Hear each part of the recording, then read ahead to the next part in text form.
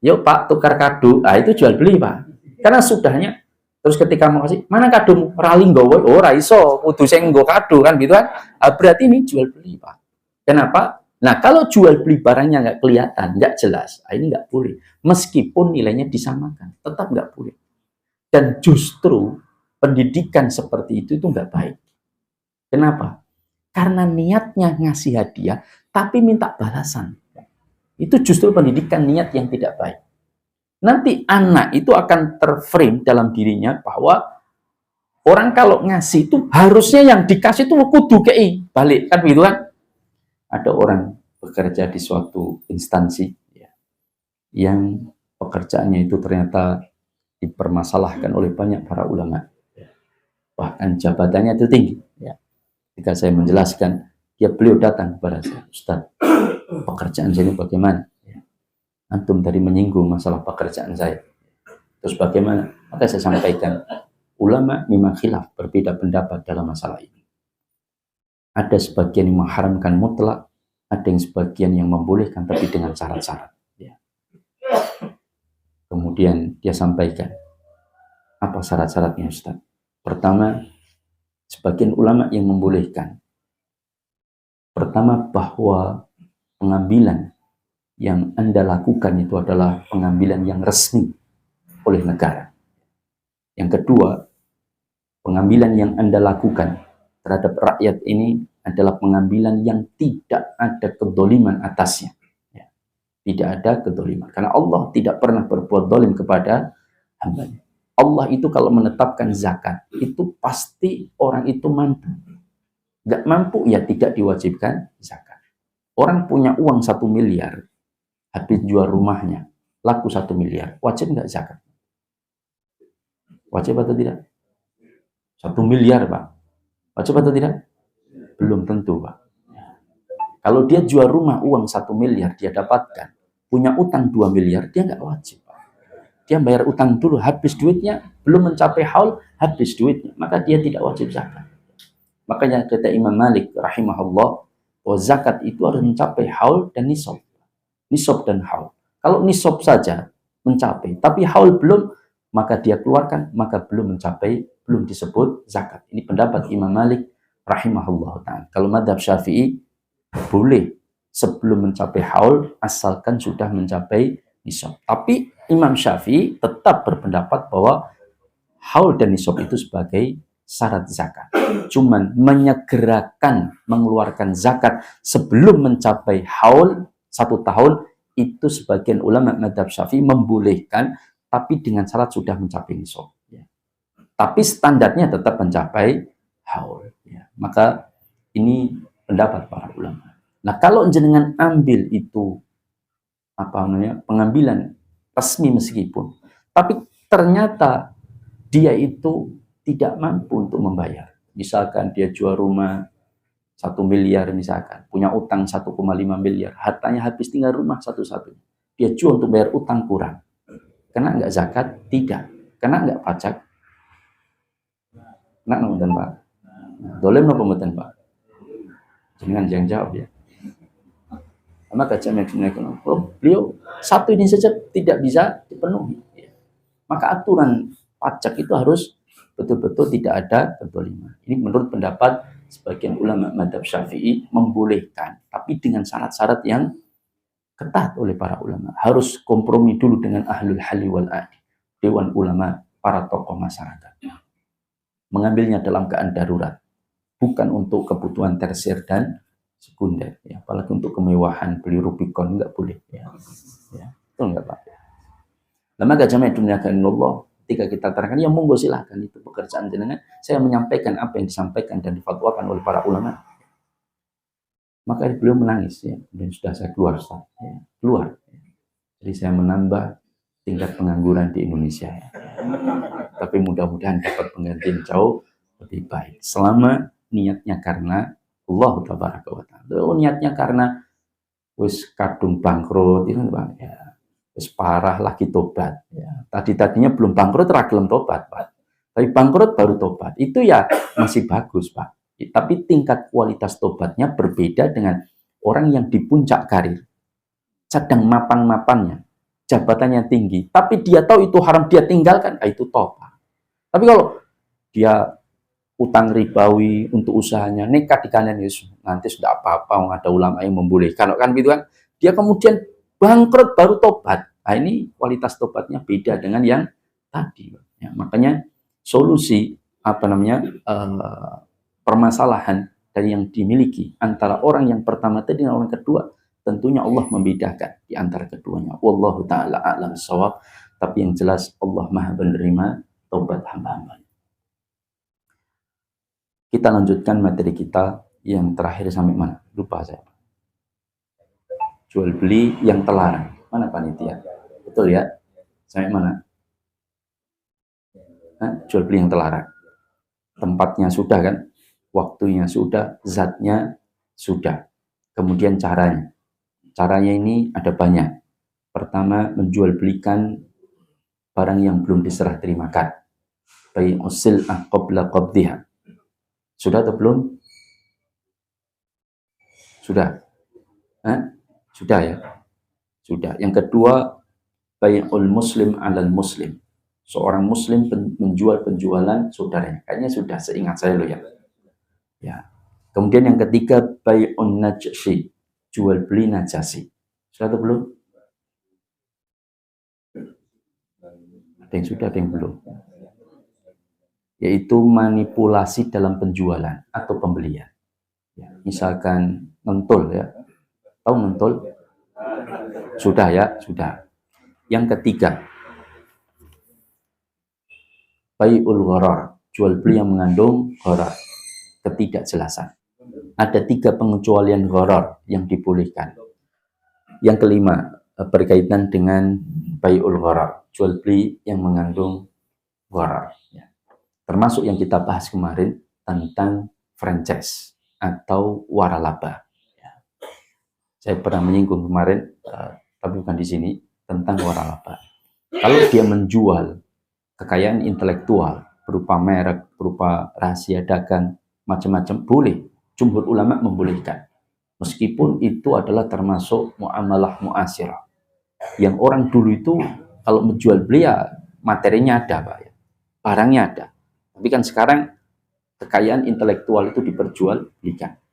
Misalkan nama baik, merek, itu kan secara barang fisiknya kan nggak ada. Cuman sebuah nama baik. Bebek gemesin misalkan ya. Ya. Kalau saya sebut merek nanti iklan ya. Bebek gemesin misalkan ya. Ini nggak ada di Indonesia ini, jual beli warung bebek gemesin nggak ada. Nah maka misalkan di-franchise-kan, maka harganya harus jelas. Tidak boleh tidak jelas. Berapa mau dijual franchise-nya ini? 50 juta misalnya. Ya sudah 50 juta. Nggak boleh kemudian harganya 50 juta plus tiap bulan 5% dari keuntungan. Nggak boleh. Berarti 5% dari keuntungan nggak jelas. Karena tiap bulan bisa naik, bisa turun. Berarti harganya secara include keseluruhan tidak jelas. Nah, maka ini tidak diperbolehkan. Nah, jual beli gharar, kata para ulama, tidak diperbolehkan secara umum, meskipun nanti ada pengecualian. Kata para ulama, kata beliau pengarang kitab ini, la yajuzu bai'u ma fihi gharar, tidak dibenarkan menjual belikan yang diperjual beli yang di dalamnya ada unsur gharar. Gharar itu jahalah, ketidakjelasan. Fala yuba'u samakun fil ma', maka tidak dibenarkan jual beli atau menjual ikan di dalam kolam, Pak. Kalau ikan dalam akuarium, Pak. Ikan dalam akuarium boleh nggak? Boleh, karena kelihatan, Pak. Ya. Kelihatan. Kalau kolam biasanya kan budak, Pak. Ya, maka nggak kelihatan. Isinya berapa kilo, bentuknya seperti apa nggak jelas. Ini saya tebaskan ikan dalam kolam saya, dulu saya kasih bibit 1000 ekor, sekarang sudah 2 bulan, besarnya kira-kira sekitar 20 cm, ini lele, ini saya perlihatkan, kasih makan, pada naik semua.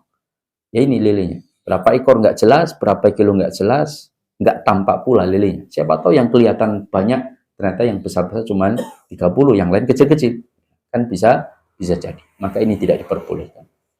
Kalau tebas pohon, Pak, boleh nggak? Sama saja atau boleh? Ya. Para ulama mengatakan kalau tebas pohon, ya ini disebutkan di sini. Wala tamrotun qabla budui solahiha, dan tidak dibenarkan menjual buah sebelum masak. Berarti kalau sudah masak ditebas boleh. Meskipun sebagian ulama tidak menyukai, tapi mayoritas membolehkan.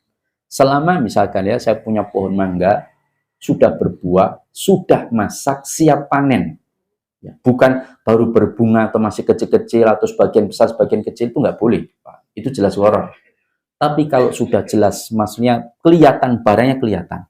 Itu disamakan oleh para ulama seperti misalkan saya punya barang, wes mas, barang sakmen ini oke, jenengan lihat sendiri, jenengan bisa hitung kalau mau hitung, itu saya tebas sekian.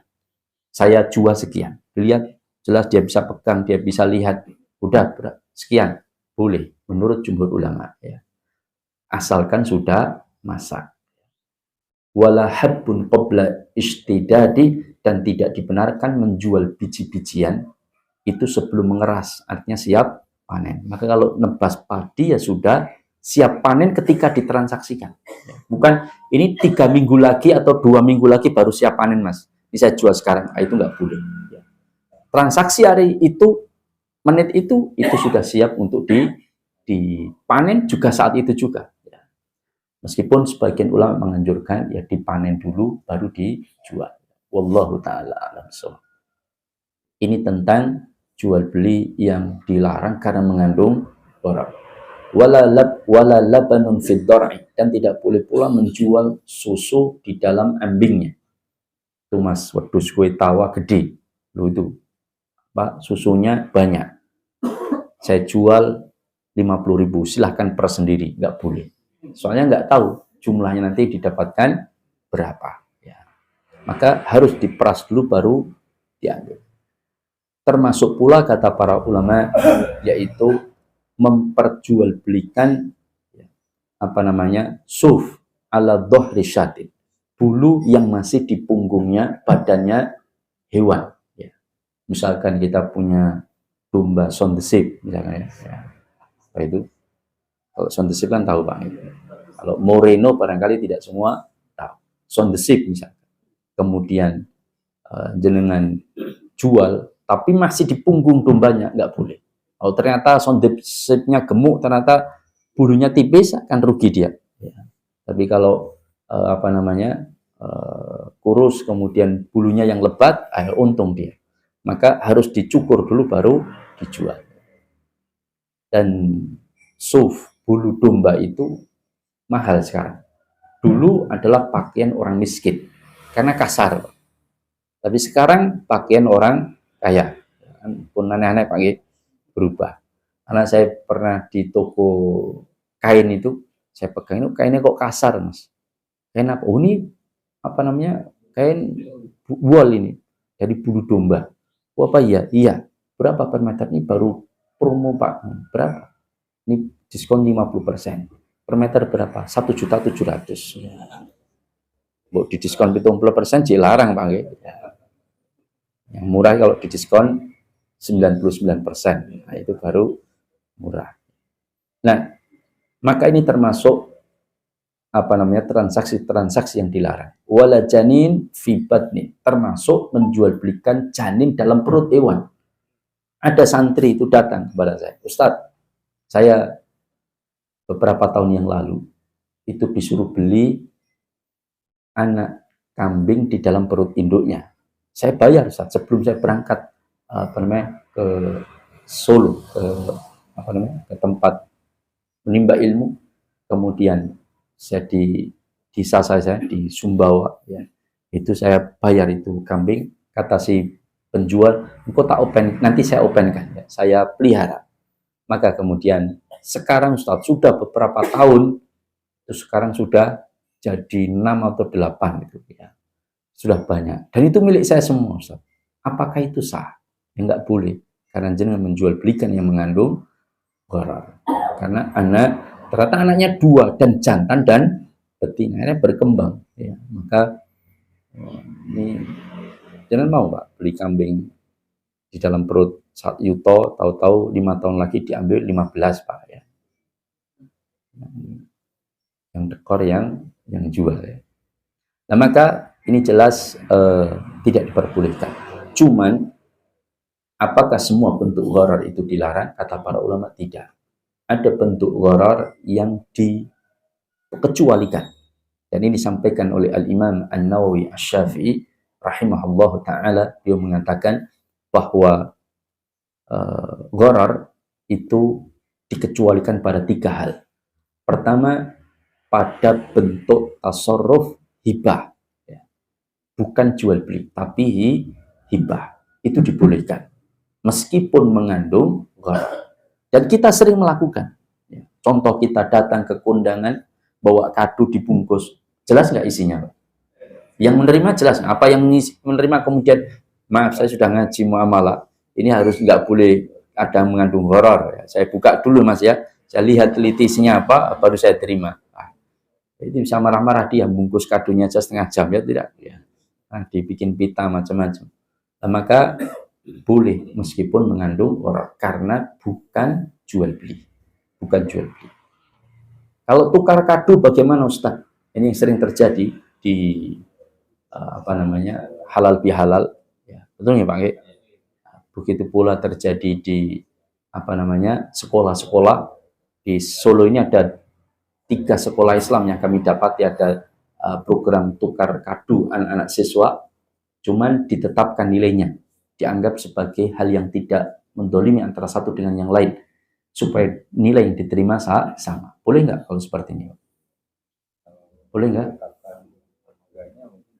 Misalkan anak-anak suruh bungkus kado, niatnya dipertukarkan antar siswa, supaya mereka punya jiwa kepekaan sosial, suka memberi kepada saudaranya. Nilainya ditetapkan 5.000, tidak lebih, tidak kurang. Lalu dibungkus, lalu dipertukarkan. Boleh nggak? Ya, haram, Pak. Kenapa haram? Inilah para ulama sampai membahas detail. Kalau kita pakainya perasaan, nggak apa-apa, wong sama nilainya kan begitu kan. Bukan, haramnya itu bukan pada nilainya, Pak. Tapi haramnya pada ketidakjelasan. Sebab kenapa? Lu kan tukar hadiah, Ustaz. Kan katanya hadiah kalau mengandung gharar boleh. Betul, hadiah mengandung gharar itu boleh. Tapi hadiah, bukan jual beli. Nah, tukar kado itu jual beli, Pak. Bukan hadiah. Kenapa? Karena tukar kado itu menyerahkan sesuatu dengan mempersyaratkan menerima sesuatu. Itu jual beli. Kalau hibah itu menyerahkan sesuatu tanpa mempersyaratkan menerima sesuatu. Betul nggak? Dan ingat, para ulama sudah memberikan penegasan al-asma la tughayyir al-haqiqah. Nama tidak merubah hakikat. Meskipun di PKK mboten enten bunga, Ustaz. Cuman kita suruh yang utang 1 juta, suruh infak wajib 50.000. Podo wae, Pak. Meskipun namanya dibuat infak. Al-asma la tughayyir al-haqiqah. Nama tidak merubah, yang dinilai itu hakikatnya. Sama seperti nanti kita bahas tentang bai'ul ina, jual beli ina. Itu niatnya akadnya itu dibuat jual beli, tapi hakikatnya utang piutang. Contoh misalkan ya, ini saya dapati di sebuah BMT, Pak. Dia mengatakan begini, Ustadz, kami kalau jual beli nggak perlu repot-repot, Ustadz. Cari barangnya, dia pesen motor dengan merek ini, kualitas ini, harga sekian, capek, Ustadz. Kita rugi operasional. Kita gampang, Ustadz. Dia datang, jangan mau butuh apa? Motor. Harga berapaan? Ya 10 jutaan. Oke, ini ada barang. Ya. Entah laptop, entah motor di kantor, entah apapun, entah emas, kadang-kadang pakai emas. Ini jangan beli. Harga, jangan mau kredit berapa tahun? Ya 2 tahun, Pak. 2 tahun saja. Oh ya. Ini handphone. Barangnya ada handphonenya. Jenengan silahkan bayar 13 juta. Ya. Jenengan cicil selama 2 tahun, nggak usah pakai DP. Duh, saya nggak butuh handphone, Pak. Nah, ini pokoknya beli dulu. Nanti perkara jenengan butuh motor, gampang. Ya. Pokoknya nih handphone jenengan beli dulu 13 juta. Jenengan mau, kan bisa dijual. Nah, tapi kan nanti kalau harganya turun, nah saya berani membelinya. Paham? Nah, jenengan beli dulu 13 juta, kan jenengan butuh motor 10 jutaan. Nah, ini jenengan beli dulu 13 juta, habis itu kita transaksi akad murabahah jual beli handphone, nilai belinya kulaannya 10 juta dijual 13 juta dicicil selama 2 tahun. setuju, tanda tangan, selesai. Selesai ya Mas ya, akad sah. Ini akad murabahah. Kalau sampai sini aja sah. Tapi kemudian sampai ke jenengan kan butuhnya motor, bukan handphone. Lah yang jenengan kok suruh saya beli handphone. Nah, sekarang handphone itu jualah kembali kepada saya. Saya akan bayar dengan cash 10 juta. Ini uangnya. Silahkan dibawa. Enak kan? Jenengan bisa beli motor sendiri. Mau milih yang mana, mau jenengan tambah, mau nggak jadi beli motor untuk rapi lagi juga boleh. Ya. Nah, maka selesai. Nah, itu akal-akalan, Pak. Ini namanya akadnya dibuat jual beli, tapi hakikatnya adalah utang. Ngutangi 10 juta, suruh kembalikan 13 juta. Ini namanya apa namanya? Bogel, Pak. Ya. Bogel itu bahasa no, akal bulus, Pak. Ya. Makanya melakukan hilah. At-tahayyulu 'alal haram haramun. Bersiasat kepada yang haram, hukumnya adalah haram. Seperti Bani Israel. Dilarang mancing hari Sabtu, masang jaring di hari Jumat. Alasannya kan nggak ada larangan masang jaring hari Jumat. Lalu ikan terperangkap hari Sabtu, karena pada naik di hari Sabtu, kemudian dia ambil hari Ahad. Lu kan nggak ada larangan mengambil hari Ahad. Pinter dong, Pak. Ya. Namanya bogil. Nah, ini tentang transaksi jual beli. Pada tukar kado itu jual beli, Pak. Tapi kalau saya misalkan saya bungkus kado, saya datang ke beliau, Pak, saya mau silaturahmi ke jalan. Silahkan Ustadz, saya datang ke rumah beliau, saya mbak kado misalkan isinya apa kira-kira baju lah ya, baju koko, saya belikan buat jenengan, saya kasihkan ke jenengan.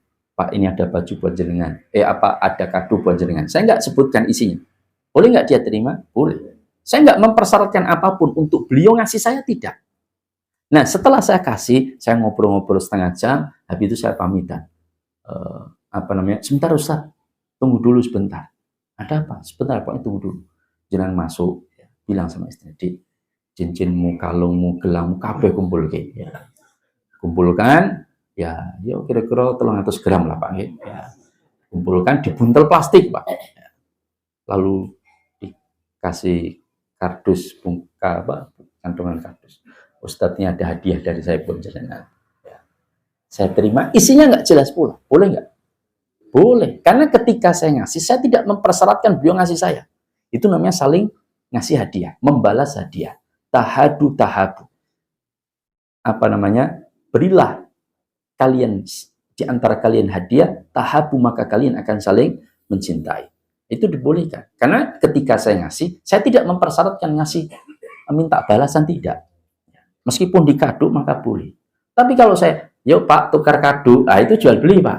Karena sudahnya, terus ketika mau kasih, mana kadomu? Rali nggowo, raiso, kudu sing nggo kado kan gitu kan. Berarti ini jual beli Pak.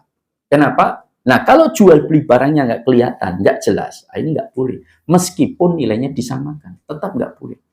Dan justru pendidikan seperti itu nggak baik. Kenapa? Karena niatnya ngasih hadiah, tapi minta balasan. Itu justru pendidikan niat yang tidak baik. Nanti anak itu akan terframe dalam dirinya bahwa orang kalau ngasih itu harusnya yang dikasih itu kudu kei balik kan begitu kan? Itu yang seharusnya kan dididik anak-anak bungkus kado 5.000 semuanya. Habis itu diajak ke panti asuhan, ya atau tidak? Kasihkan anak mereka yang tidak mampu. Kasihkan, selesai dia pulang. Dia dididik rela untuk meninggalkan hartanya. Dididik rela untuk kehilangan hartanya. Tanpa minta balasan kepada manusia. Minta balasan kepada Allah. Nah, itu didikan yang betul. Nanti kalau suka dididik dengan tukar kado seperti alasannya untuk menumbuhkan kepekaan sosial. Nah, yang terjadi ketika diajak ibunya datang ke saudara. Itu saudara sepupu kasih hadiah dia. Oh ya Ma, dikasihkan hadiah, belikan mainan, makanan ibunya bawakan, datang ke rumah. Ternyata cuma dibalas teh hangat Pak. Ya. Habis itu, Mah, kurang ajar itu sepupu saya. Dia nggak ngasih kado apa-apa sama saya. Padahal guru itu ngajarkan kalau ngasih kado dapat kado. Nah, ini jadi masalah. Apalagi ditambah lagi yang sering saya dapatkan itu adalah kumpul kado lalu diundi Pak. Ya. Kan ada ya kumpul kado lalu diundi. Door prize ya. Kalau door prize itu hadiahnya berasal dari peserta door prize, Pak, itu judi, Pak. Ya. Tapi kalau hadiah itu berasal dari sponsor, misalkan tuan rumah yang datang pengajian Bani siapa misalkan dia di rumah saya, insya Allah nanti pajiru saya jadikan door prize hadiah. Kira-kira ada yang pamit, Pak? Kira-kira ada yang pamit? Ada gitu. Sekali-kali Nur Mira misalkan, ada yang jamaahnya kemudian ngasih door prize pengajian subuh Sabtu mobil ya Pajero lah ya, mobilnya di door prize kan misalkan ya. Insya Allah panitia siap menerima, siapa? Nah, ini monggo silakan. Insya Allah meludak Pak ya. Nah maka boleh kalau seperti itu. Tapi kalau mereka iuran kemudian bikinlah dibikin door prize lalu diundi di antara mereka, ini judi, Pak. Ini tidak boleh. Nah, ini tentang pengecualian yang pertama. Gharar boleh tapi dikecualikan pada hibah. Yang kedua, gharar dikecualikan pada gharar yang sebagai pengikut dalam objek atau yang diakadkan, bukan yang diakadkan. Misalkan ya, gharar itu mengikut pada objek yang ditransaksikan. Kalau menjual anak kambing dalam perut nggak boleh. Tapi kalau menjual induk kambing yang sedang bunting dan harganya lebih mahal dari yang tidak bunting, berarti mengikutkan gharar, yaitu anak kambing dalam perutnya, menaikkan harganya lebih tinggi. Itu dibolehkan. Paham? Karena yang jadi objek yang ditransaksikan itu induknya, bukan anak kambingnya. Yang induknya bisa dilihat, bisa diraba, bisa dipeluk, ya kan? Nah, itu induk kambingnya. Tapi kalau anak kambingnya yang ditransaksikan, itu tidak diperbolehkan. Habalul habala itu diharamkan di dalam Islam. Yang ketiga, jam pinten nih, Pak? Oh ya, kurang 10 menit ya. Karena mau diajak piknik saya, Pak ya. Bisnya mangkat jam 6 hari ini, Pak. Ini prakteknya biasanya molor, Pak. Ya, jam 10, Pak. Nah, yang ketiga, pengecualian gharar itu pada barang yang sulit dihilangkan ghararnya, dan barang itu adalah barang yang merupakan hajatun nas, kata para ulama, kebutuhan orang banyak. Seperti buah-buahan, makanan. Itu meskipun dia mengandung gharar, selama diupayakan dihilangkan ghararnya, tapi tetap mengandung gharar, maka tidak ada masalah. Contoh, misalkan penjual buah. Itu jual buah pasti mengandung gharar, ya tidak? Mas, ini jeruknya kecut porah misalkan. Apa dia bisa jamin bahwa setiap jeruk bijinya itu, setiap butirnya itu manis? Kan enggak. Berarti mengandung gharar.